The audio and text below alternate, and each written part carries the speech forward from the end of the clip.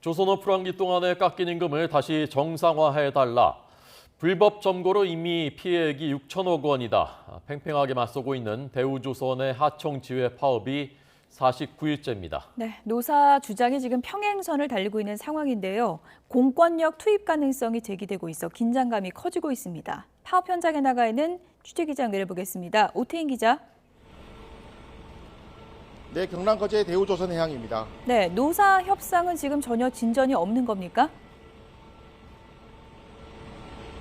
네, 어제도 오전과 오후에 릴레이 협상을 벌였지만 별다른 성과는 없는 것으로 알려졌습니다. 오늘도 오전 11시부터 협상이 시작되는데요. 합의가 이루어지지 않으면서 지금 보시는 것처럼 파업은 계속되고 있습니다. 민주노총, 금속노조, 거제통영고성, 조선하청지회 조합원들은 지난달 20일부터 점거농성을 이어가고 있습니다. 조합원들이 있는 곳은 배를 건조하는 독입니다. 건조 중인 대형 원유 운반선 일부분을 차지한 건데요. 난간에 현수막을 걸고 목소리를 높이고 있습니다. 바닥에도 노동자 한 명이 감옥처럼 만든 1세제곱미터 구조물에 스스로 들어가 농성을 벌이고 있습니다.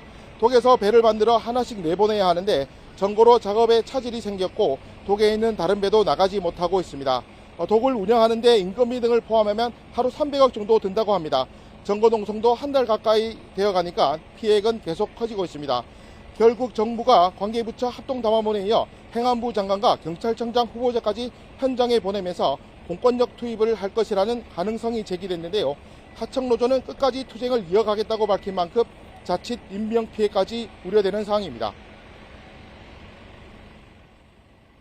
네, 오늘 금속노조가 거제에서 총파업대회를 연다면서요? 네, 그렇습니다. 금속노조는 오늘 오후 2시부터 대우조선 정문에서 총파업 대회를 열 예정입니다. 서울과 거제 두 곳에서 열리는데 민주노총은 거제 내에 6,000명 정도 되는 노동자가 참석한다고 밝혔습니다. 총파업 대회에는 하청노동자 파업을 지지하는 투쟁사에 이어 대우조선, 조선에서 서울까지 행진을 벌일 예정입니다. 금속노조는 이번 총파업 대회로 대우조선과 협력업체는 물론 정부까지 압박한다는 방침입니다. 이에 맞서 대우조선 안에서는 파업에 참가하지 않는 노동자들이 파업 중단을 촉구하는 맞불 집회를 열 예정입니다.